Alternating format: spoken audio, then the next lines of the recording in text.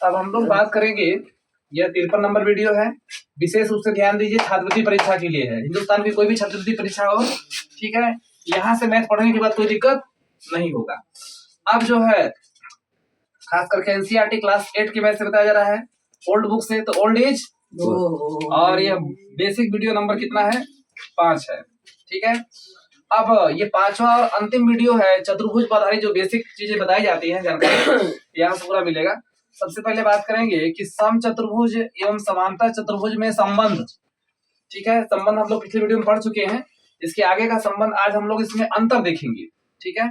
सम चतुर्भुज और समांतर चतुर्भुज में जो है ये जो संबंध है, इसके स्थान पर हम लोग इसका क्या लिख सकते हैं, अंतर लिख देते हैं। इसका क्या अंतर होगा, अब देखिए, एक तरफ है सम चतुर्भुज, दूसरी तरफ है समांतर चतुर्भुज। तो सबसे पहला अंतर क्या, अंतर मतलब दोनों में अलग अलग बात होना चाहिए। पहला अंतर है कि सम चतुर्भुज की चारों भुजाएं आपस में क्या होती हैं, बराबर होती है ना। सम चतुर्भुज की चारों भुजाएं आपस में क्या होती हैं, बराबर होती हैं। अब देखिए, इसका मतलब कि जो ए बी होगा वही BC होगा, वही CD होगा और वही DA होगा। इसको अगर 4 लिख दिए तो यहां लिख सकते हैं कि AB is equal to BC is equal to CD is equal to DA is equal to 4, ठीक है। तो AB BC CD DA सभी किसके बराबर है, बराबर है, यानी कि सम चतुर्भुज की चारों भुजाएं आपस में बराबर होती है, ठीक। लेकिन यहां ध्यान दीजिए, जबकि समांतर चतुर्भुज की आमने सामने की भुजाएं बराबर होती हैं। समांतर चतुर्भुज की चारों भुजाएं बराबर नहीं होती हैं, क्या होती हैं, आमने सामने की भुजाएं बराबर होती हैं। अंजलि दिखाई दे रहा है ना, तो AB के बराबर क्या होगा, BC, और AD के बराबर क्या होगा, BC। तो यहां लिख सकते हैं कि AB बराबर BC और AD बराबर BC। इसका मतलब कि ये माइनर अंतर है ना, इसमें तो भैया चारों भुजाएं बराबर होंगी और इसमें सिर्फ क्या होंगी, आमने सामने की भुजाएं बराबर होंगी। तो पहला अंतर समझ में आया, आगे चलते हैं।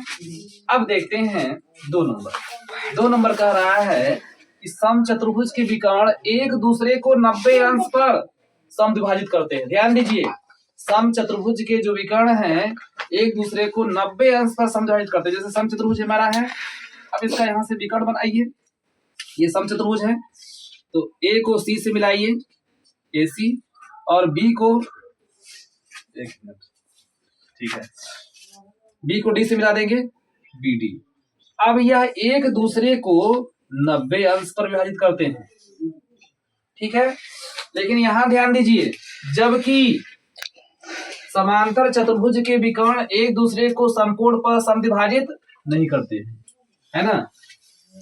एक दूसरे को समकोण का मतलब 90 अंश होता है, तो यह 90 अंश पर काटता है, लेकिन यहां पर 90 अंश नहीं होगा। हो सकता है यह 100 हो जाए, 80 हो जाए, ठीक है, 100 हो जाए, 80 हो जाए, लेकिन 90 अंश नहीं होगा। लेकिन यहां पर सभी क्या होगा, 90 अंश ही होगा।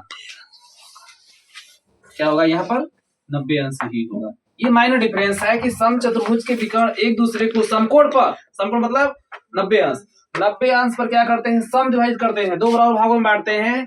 जबकि समांतर चतुर्भुज के विकर्ण एक दूसरे को समकोण पर समद्विभाजित नहीं करते हैं, 2 बराबर भागों में बांटते हैं, लेकिन 90 अंश पर नहीं बांटते हैं।